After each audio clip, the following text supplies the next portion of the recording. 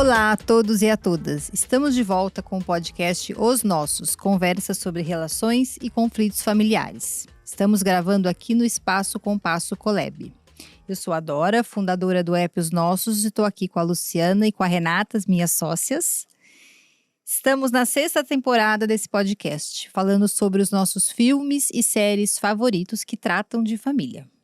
Hoje a gente vai falar do filme O Amor Custa Caro, um clássico das comédias românticas de 2003, com George Clooney e a Catherine Zeta-Jones. Se você não viu o filme, corre lá para assistir, porque vai ter spoiler aqui hoje. E depois você volta para ouvir o nosso podcast. Sejam muito bem-vindas. Oiê. Olá. Bom, esse filme fala de várias coisas sobre casamento, acordos, interesses, etc, etc. A gente vai começar falando aí um pouquinho sobre os motivos ocultos do casamento e os não ocultos também. Então, queria trazer um pouco para vocês alguns temas, né, sobre o que isso revela sobre os valores da sociedade, sobre o casamento. Será que tem um interesse legítimo no amor, realmente? E quando a relação vira uma transação, sobra alguma coisa? Como é que a gente cuida aí desse caldo sobre dinheiro, amor, casamento, etc. Bom, antes da gente começar o debate, para quem não viu, vamos contar um pouquinho do que se trata o filme? Vamos. Lu? Olha só, ele chama Miles Massey, né? Messi. Que é aquele gato do George Clooney. Vaidoso, né? É vaidoso, bonitão, ele é um advogado de divórcio e ele cria o acordo pré-nupcial perfeito.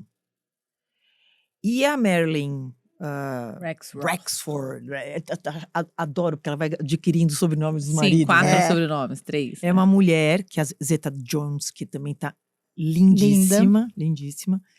E ela só se casa com homens ricos para justamente se divorciar e pegar os bens desses homens ricos. Só que aí os dois se envolvem. E aí a trama é um jogo entre amor, interesse, contratos, confiança. É mais ou menos isso, certo? Muito bom. É até engraçado, né? Que quando ela tá ali no momento conversando com as amigas e uma já começa a querer sugerir pra ela com quem ela vai casar na próxima. Do próximo. A husband at a time, né? Então, assim, um marido de cada vez, assim, vamos. Ela termina o filme lá com 3, 4, né? Então. Eu adoro, porque ela vai fazendo Rexford, né? Vocês acreditam que existe um interesse legítimo no amor? Ou sempre tem mais de um interesse no casamento além do amor? Você diz o amor puro, o casamento exclusivamente por amor? Essa é um pouco a reflexão, se existe esse amor puro, se outros interesses vêm junto, não necessariamente financeiro, e se fica só no financeiro também, o que sobra da relação?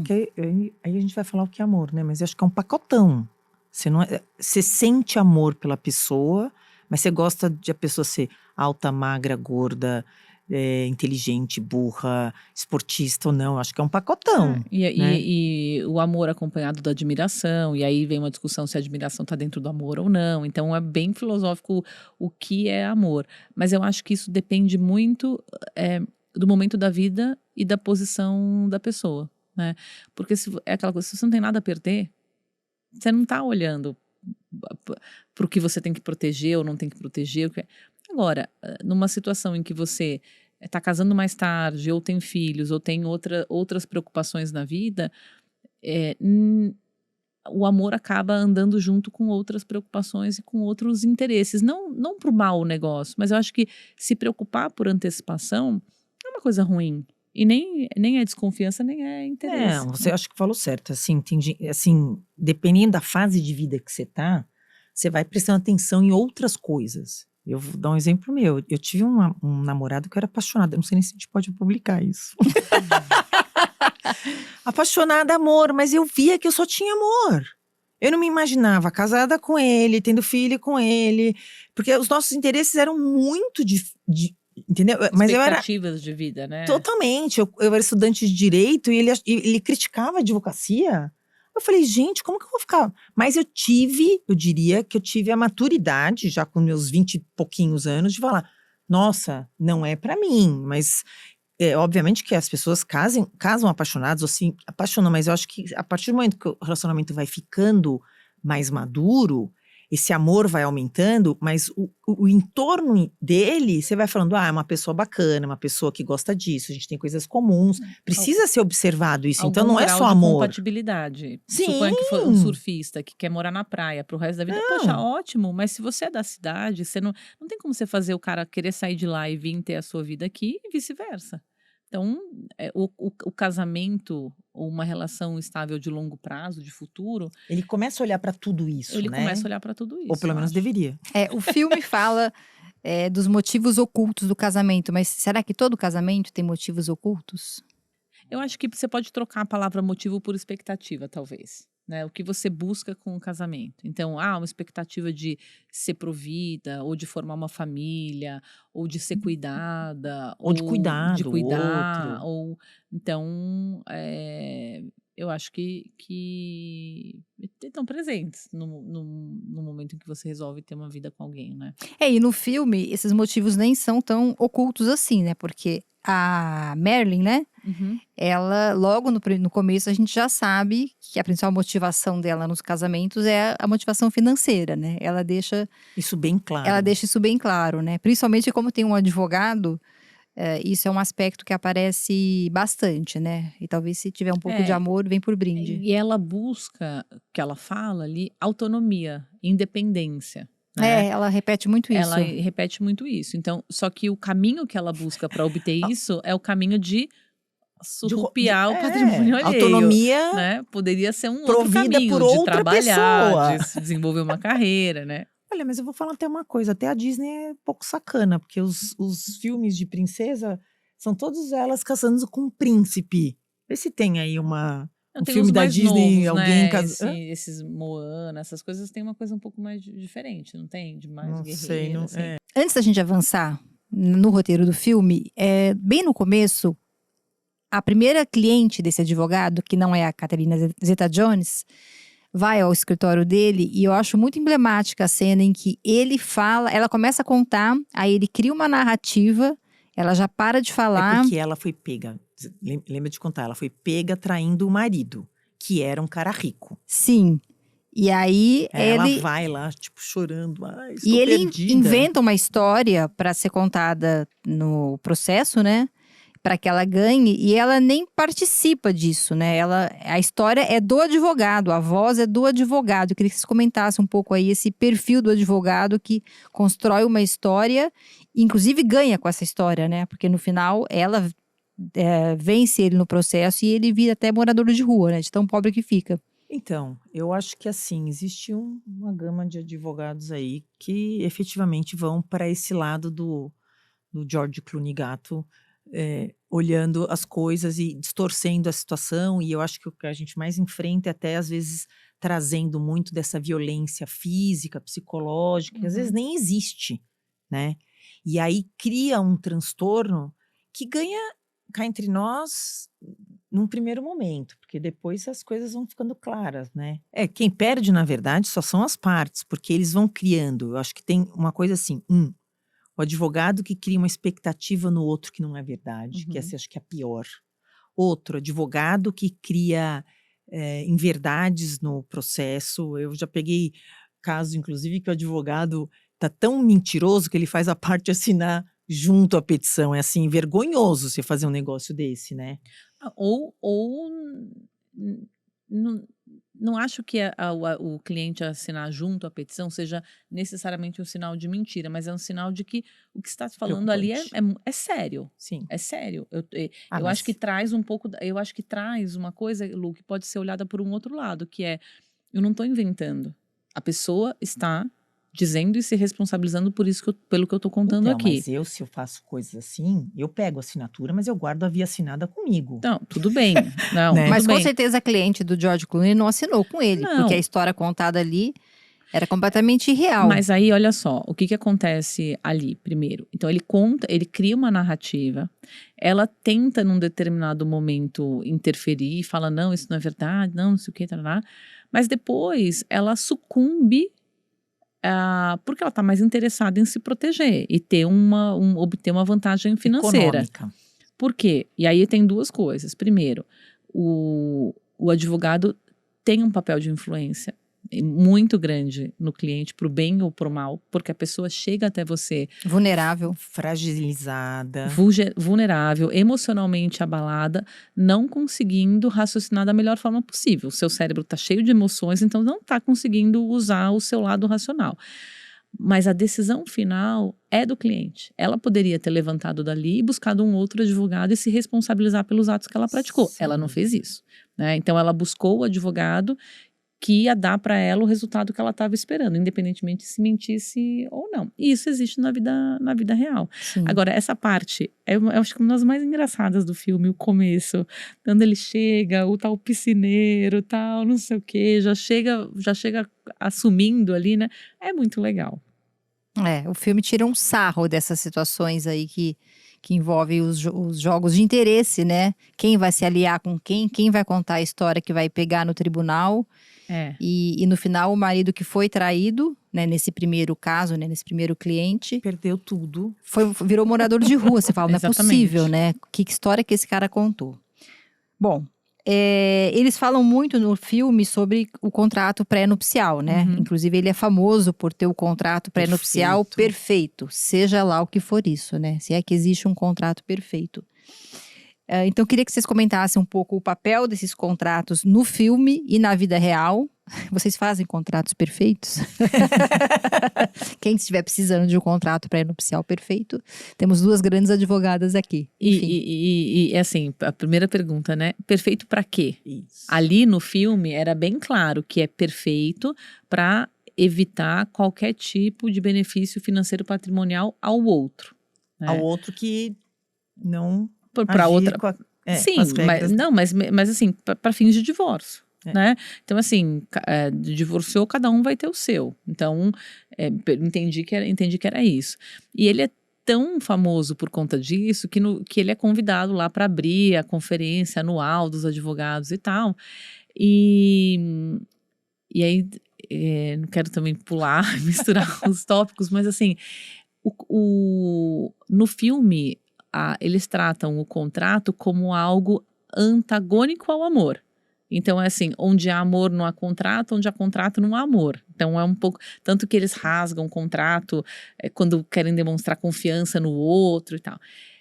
E na vida real, eu penso que o contrato não tem esse papel de ser antagonista do amor, né? Mas acho que deixar bem claro isso primeiro, qual é o papel do contrato no filme, né? No filme, o contrato é tratado como antagonista do amor. Tanto que ele chega nessa conferência para abrir e não consegue falar sobre o contrato. Por quê? Porque ele estava tomado de amor pela mulher com quem ele tinha ali se casado. Então, isso para mim acho que é a cena que demonstra que eles tratam, é o estereótipo mesmo da contratualização versus amor. Mas acho que respondendo a sua pergunta, se a gente faz contratos perfeitos, faz quando você escuta as duas partes e leva para o contrato o que as duas querem. Né? Então, acho que hoje em dia no ordenamento jurídico, na verdade sempre pôde, mas agora a gente usa bastante, é o fato de você pegar um pacto antinupcial, adotando um regime de bens, mas fazendo acordos para que você adapte esses contratos à realidade daqueles dois que estão contratando. Então, esse é o contrato perfeito que você perguntou, que quando você atende a expectativa de ambos. Desculpa. Não, o que a gente vê hoje em dia é que as pessoas acham esse assunto muito delicado, e eu estou falando especialmente da comunhão, separação total de bens, né? Que as pessoas às vezes querem optar por esse regime, e aí eles ficam assim, nossa, mas como eu vou falar disso com o outro? Vai trazer uma situação constrangedora ou não? E eu gosto de falar, eu acho que é o momento de falar para justamente as coisas ficarem claras entre ambos e até um poder perguntar, mas por que você quer assim? Então tá bom, é assim que você quer? Quais são os meus medos de assinar esse contrato? O que isso vai acarretar no nosso relacionamento e na nossa vida? Porque eu quero ficar casado, né? As pessoas casavam na religião, inclusive, pelo menos da católica, tipo, até que a morte o separe, né? E hoje em dia a gente vê que não é isso. Então, o que você está prevenindo, até que momento que você vai estar prejudicando ou ajudando as duas partes nesse contrato perfeito.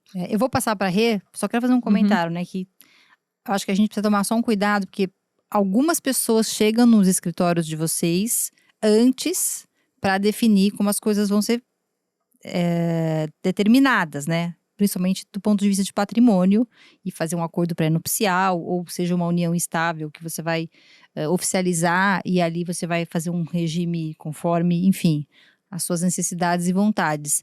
Mas isso é a minoria das pessoas que se organiza antes para que as consequências reflitam o que elas combinaram. Sim. A gente imagina que, a gente sabe que a maioria da população casa ou, entra numa união estável sem pensar sobre isso, ou talvez pensando, mas sem conversar sobre isso. E aí 10 anos depois, 15 anos depois, quando esses casamentos acabam, como é que as coisas são determinadas?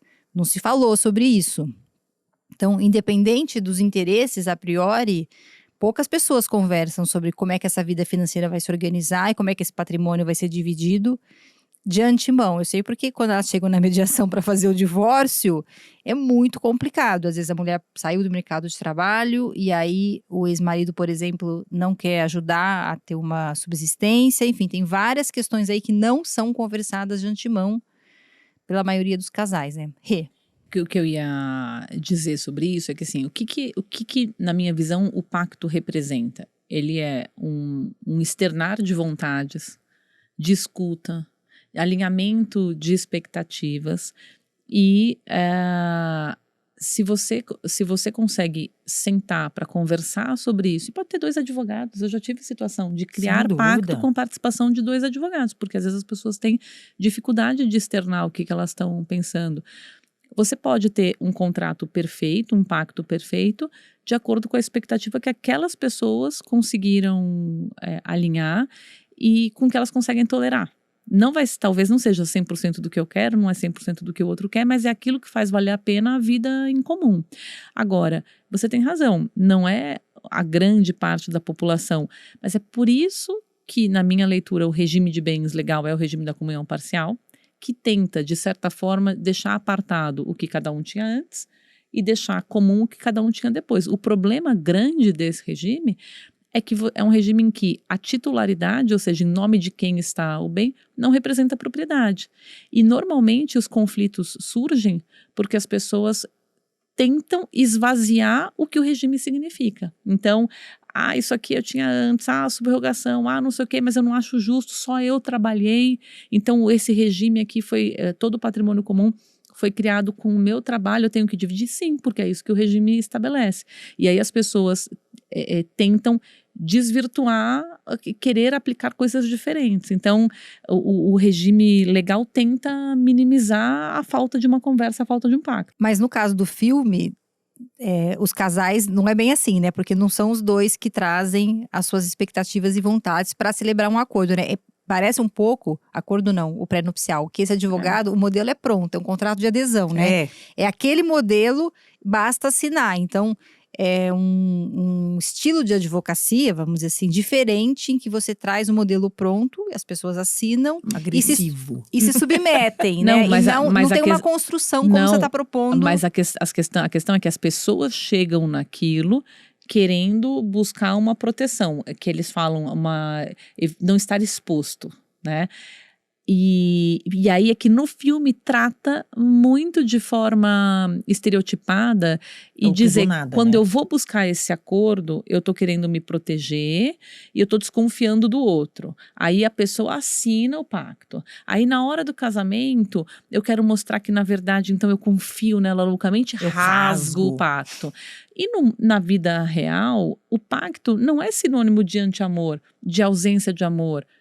Então, assim, eu acho que o papel do pacto no filme é diferente do papel do pacto na vida real. E a questão da confiança é um tema bem presente nesse filme, né? Uhum. Se existe confiança entre o casal, se não existe confiança, e até em relação ao advogado, porque se você assina um pré-nupcial que você acha que é perfeito, mas já pronto, pré-formatado, você tem que confiar muito nesse advogado, né? Então, a questão da confiança está presente em todas as relações do filme. E da Catherine Zeta-Jones com todos os maridos que ela deu golpe. que ela deu golpe, né? E é muito interessante, porque chega ali no fim e ela pergunta pra ele, né? Como eu posso confiar em você?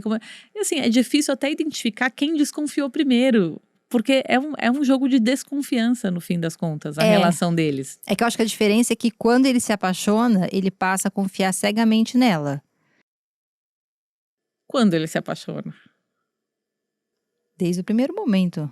Então, desde o primeiro momento. Mas ele aceita assinar o pacto Porque ele acha que ela é rica. porque ele tá demonstrando, ele quer demonstrar pra ela que ele não tá não interessado no dinheiro dela. Mas ele tá apaixonado. Então, ele tá apaixonado. E depois, quando ele percebe que ela não era mais rica do que ele fica pé da vida a ponto de encomendar a morte dela. Eu acho que eu tô tendenciosa pra ele. Eu não poderia mediar esse casal.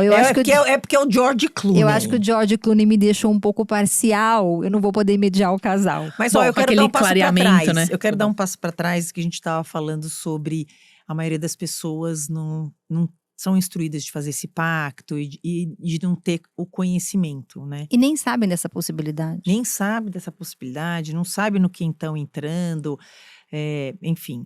Mas eu acho que a gente volta para a questão que a gente sempre fala aqui, que é a comunicação entre as pessoas.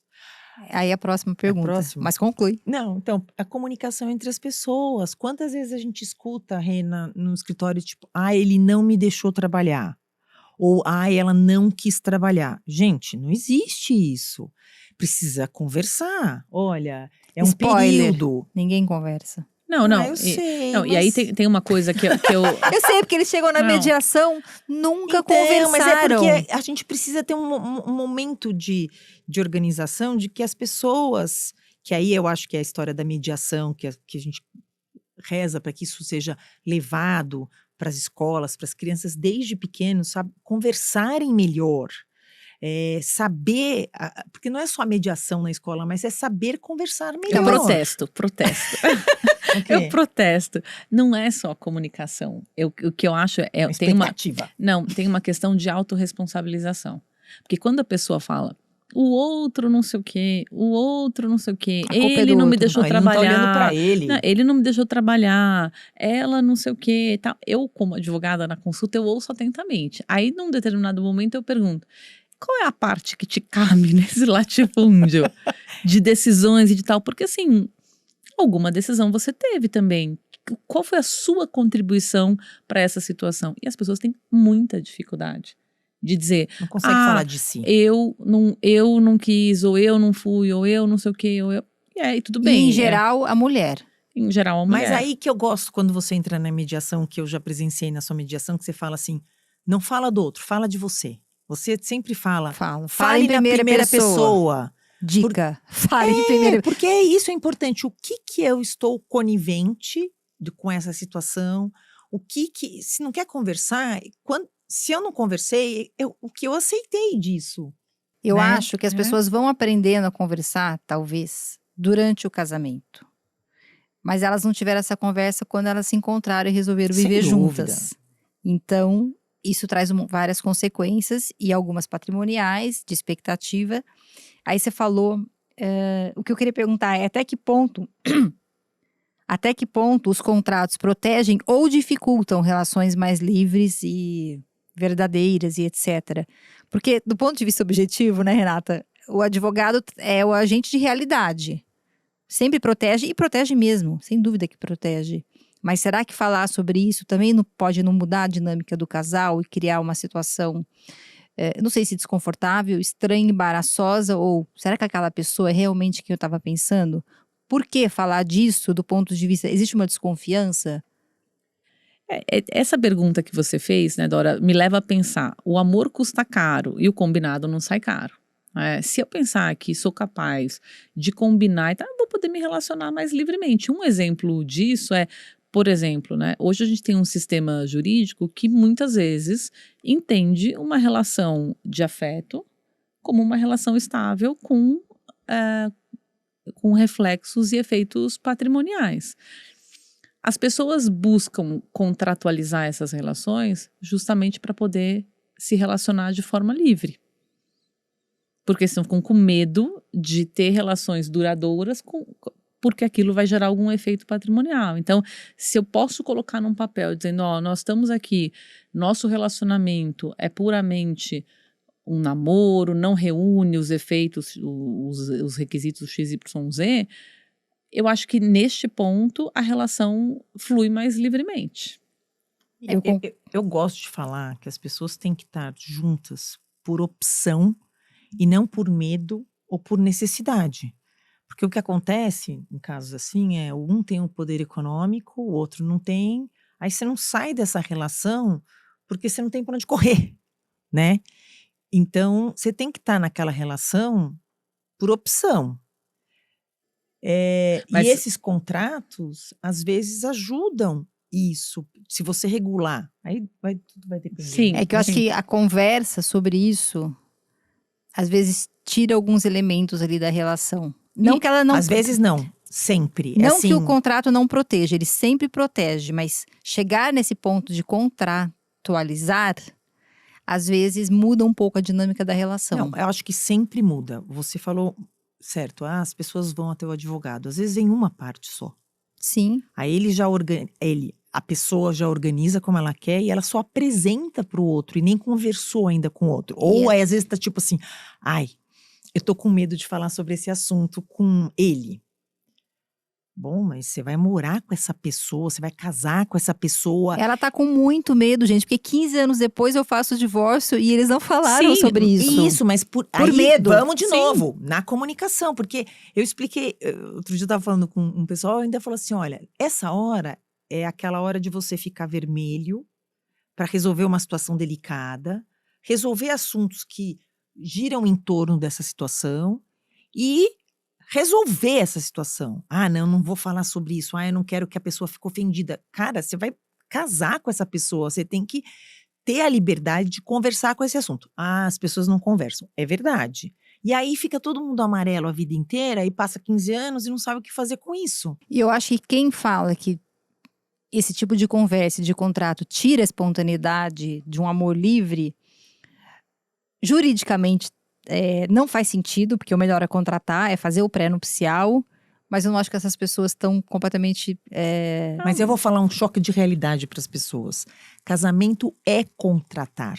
Você está contratando, na hora que você assina deu a entrada nos papéis, você está contratando que você vai ficar com esta pessoa sobre aquele regime, mesmo que não saiba. Mas na hora que você está contratando, Lu, você está no mundo subjetivo. Você está apaixonado. Então, mas você tem que olhar para isso, claro que você tem que, mas o que domina mas ele é um subjetivo. Contrato, tanto que ele pode ser rescindido. Sim, mas a gente não tem esse olhar quando a gente casa. Mas um ponto aqui que eu acho interessante é que assim, vocês lembram de uma cena do filme que tem uma amiga da Marilyn que sei lá, ganhou uma fortuna num casamento, não sei o quê, mora numa super casa e tal, e ela fala… 46 quartos. 46 quartos, ela fala do receio que ela tem de se relacionar por achar que as pessoas estão interessadas no patrimônio dela, no dinheiro dela, e que ela vai ter que dividir, não vai dividir. Se ela pudesse assinar um documento que garante que a relação que ela tiver não vai ter reflexos patrimoniais, talvez ela pudesse se relacionar mais livremente. Sim. Então, é uma situação em que ter um contrato permite que você se relacione. Que aí, diferente do que acontece no casamento, em que você tem que pensar e assinar e escolher, tá? Na união estável, não. As pessoas, vira e mexe, as pessoas ficam com medo de se relacionar porque não sabem qual é o efeito daquilo. Então o fato de ter possibilidade de um relacionamento de amor e de afeto gerar efeitos patrimoniais sem eu querer escolher isso, também me tira a espontaneidade. Então, e claro, sempre vai interferir na conversa, na relação, mas aí eu acho que assim, a gente precisa aprender a lidar com os incômodos. Se a gente não enfrentar essas conversas, e se a gente não se preparar para conversar e ao longo da vida isso vai melhorando, você vai passar 15, 20 anos sem poder conversar, empurrando as coisas para debaixo do tapete. Faz sentido isso? O que a Lu falou, você vai morar com alguém que você não consegue conversar sobre tal coisa… Puxa, precisa acender uma luz e falar, eu preciso aprender a conversar sobre essas coisas. A minha mãe tem uma amiga que estava se relacionando com um cara super bacana e eles só estavam namorando. E os filhos cortaram esse relacionamento porque estavam com medo que ela se aproveitasse economicamente do cara. Gente, pelo amor de Deus. Então, mas aí, Lu, Aí já é loucura, não. E aí, assim, cara, esse cara tem que se posicionar, porque a vida é Então, dele, mas eu entendeu? sei, Se as mas coisas é dos que filhos aí- ficarem se e metendo, é um outra, negócio mas complicado. ele sabendo que ele pode, de repente, contratar, de falar assim, não, olha, é só um namoro, tá tudo bem, não tem efeitos patrimoniais, e as pessoas ficam assim, nossa, mas isso vale? Outro dia alguém falou assim, não, olha, um advogado falou que isso não vale. Gente, lógico que vale, as pessoas estão contratando, falando que elas não têm efeitos patrimoniais. Fala, né? E aí, não tem validade. Pelo amor de Deus, chama a Silvia Magazagão aí pra ela falar. Silvia, vem pra cá e conta pra gente. Não, e depois, e se ele quiser gastar todo o dinheiro dele com a amiga da sua mãe? Precisa avisar os filhos. Não existe dinheiro é herança de pessoa viva. Deixa ele É. gastar o dinheiro com ela se ele quiser. O que os filhos têm a ver com isso? Então, Mas a gente vê muito isso hoje em dia. e aí, de novo, voltando naquele ponto, o que move esses filhos? A expectativa de receber alguma coisa. Só que isso não é falado. Eu tô preocupado com meu pai, tô preocupado com meu pai ficar sem dinheiro. Não, mas na verdade tô preocupado em não receber algo quando meu pai vier falecer. Então, as pessoas, elas também não assumem as suas posições e as suas vontades, né? Bom, vocês acham que o filme ensina alguma coisa? Se sim, o quê sobre o amor no mundo moderno? Será que existe amor puro no mundo moderno, sem algum tipo de interesse junto? Difícil, né? É que De como novo, a Renata... eu comecei a entrevista falando, o podcast falando exatamente isso. Eu acho que não é só amor, eu acho que existe todo o entorno que eu amo, mas ele é alto, magro, lindo, sei lá, ou não, ele é baixo, gordinho, que eu gosto, sei lá. Mas Eu talvez acho as pessoas olhem mais hoje para o patrimônio do que no passado, uma hipótese. Eu acho que assim, o amor também, ele é uma coisa ativa, é uma ação, requer um esforço, requer uma intenção. Renovação. Requer um sim. cuidado com o outro e com você. Então não tem nada de errado você proteger coisas que são importantes para você e o outro proteger coisas que são importantes para o outro. Então, assim, quando fala, né, o amor puro, que não tinha o Padre Antônio Vieira até que fala da história do amor puro? Que não existe o amor puro. Que ou você ama para quê, ou você ama por quê. Se você ama porque o outro te ama, já não é puro. Ó, que legal. Se você ama para que o outro te ame, Amor também já não puro, é só puro. acho que é de Então, mãe para porque filho, mãe o para pet. O Esse é interesse puro. pode ser que o outro me ame também. sim, então já não é uma coisa pura, amo porque amo. Não tem, sempre tem uma coisa envolvida, ainda que não seja patrimonial. Como construir relações mais transparentes e seguras, juridicamente e emocionalmente? Olha, Vamos tentar esquecer um pouco que a gente é advogado. para mim, se resume a uma palavra: conhecimento. Conhecimento sobre você mesmo, o que é importante para você, o que não é importante para você, o que você tolera, o que você não tolera. Conhecimento sobre o que está à sua volta. Então, eu vou me casar, o que se aplica, que regra é, que regime, que não é. Conhecimento sobre o outro, o que é importante para o outro, o que não é importante para o outro. Então, mas primeiro tem que olhar para dentro de si e me conhecer, o que faz sentido para mim ou não. É difícil você criar relações com o outro sem conhecer a si mesmo, né? Eu vou usar outra palavra. Eu acho que é compreensão, que é um pouco de conhecimento. Compreensão de que... Não é compreensão que eu queria usar? Que palavra que você usou? Eu usei conhecimento. Não vem querer morder minha palavra, viu? Não, é assim... Ela quer usar um sinônimo para conhecimento, né? Talvez seja, porque é assim, saber que o casamento, ele muda, que as coisas mudam, que as pessoas mudam. Mas a gente não sabe disso quando a gente casa. Não quando a gente casa, mas durante o casamento. Lu, mas vem cá, saber é o quê? Conhecer, amor. Já era. Eu acho que eu pensei em outra palavra e Eu acho que até eu esqueci quando pensei ia agora falar. que essa personagem, a Zeta Jones, ela é muito É uma honesta. safada.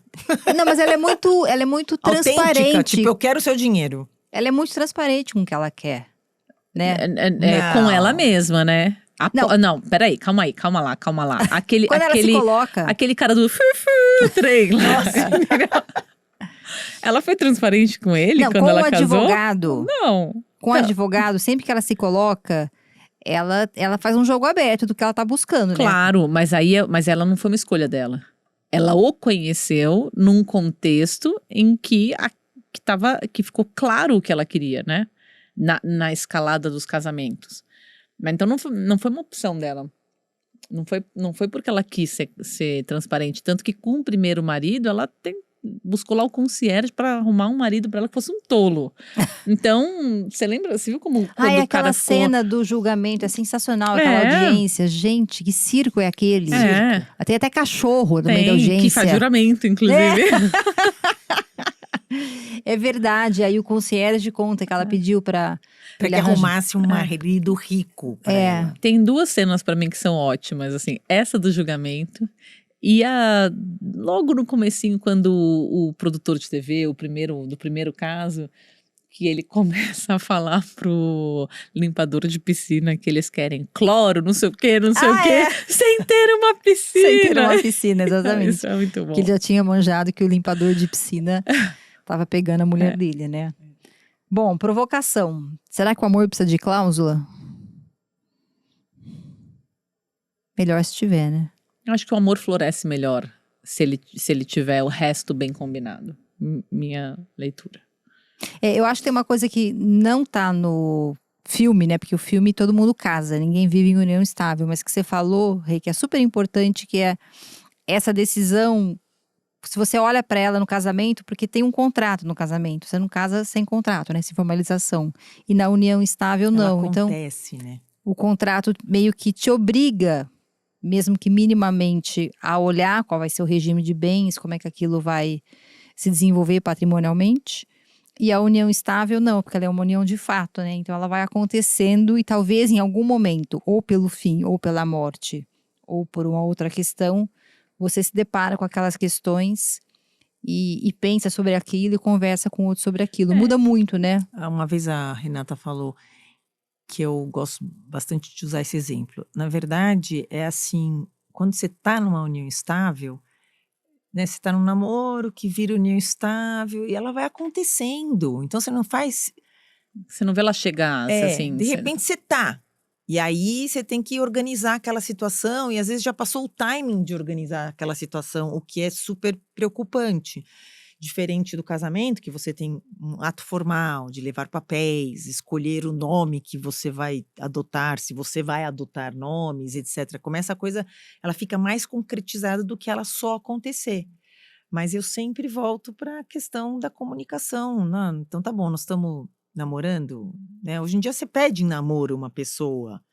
Você não pede em união estável uma pessoa, de repente ela aconteceu. E o que eu acho dessa questão da união estável também é que no casamento você convoca as pessoas para refletirem sobre aquilo, né? Na união estável, você permitir que ela surja dos fatos, e é verdade, é uma união que surge dos fatos e tudo mais, você permite que depois as pessoas recontem esses fatos do jeito que atende à expectativa que elas têm lá no futuro. Então, assim, quantas vezes você conversa com pessoas e estão vivendo, tá entendendo que já estão ali juntos e tal, e o outro é só um namoro. Então, as pessoas, elas estão olhando de pontos de vista diferentes para uma relação e tendo interpretações diferentes, cada um com a sua verdade. Então, você permitir que aquilo gere efeitos patrimoniais, financeiros, sem que elas tenham conversado e acertado um start, para mim é uma fonte de insegurança jurídica grande. É que, na verdade, tem essa ingerência do Estado. Do Estado sobre o particular, não para cuidar dessa turma que a gente cuida, mas para cuidar daquele que não tem nenhuma instrução e está morando junto, e aí, de alguma forma, ele quer regular aquilo que está acontecendo, né? Quando ele faz, inclusive, equiparando a união estável ao casamento, são coisas distintas e não podem ter os mesmos… Eu sou dessa parte, né? Não pode ter os mesmos reflexos patrimoniais. Mas aí com a intenção de proteger, o nosso sistema acaba gerando uma grande salada confusão. mista, até com reflexos pós-mortem e tudo mais, né? De herança e tal. Então, se você perguntar, eu acho que a lei e o nosso sistema devia ser uma coisa fácil de entender, que você compra um gibi na banca de jornal e você consegue ler e entender, o cidadão comum consegue entender. Não é o que acontece. Não. Se perguntar como que é herdeiro, não é herdeiro, como é que é, ela depende de 1000 situações. Então, querer que as pessoas também entendam tudo isso, não sei, para mim é tão controverso. Você quer proteger, mas você gera um negócio que as pessoas não entendem. Bom, o último ponto é o seguinte, esse filme é americano, então ele traz essa visão americana, né, dos advogados e dos casamentos, etc. E eu acho que o pré-nupcial é feito com mais efetividade nos Estados Unidos, né? Eles têm uma cultura de contrato. Quero que vocês comentem. Mais comum, você quer dizer? É mais comum ter o contrato pré-nupcial lá.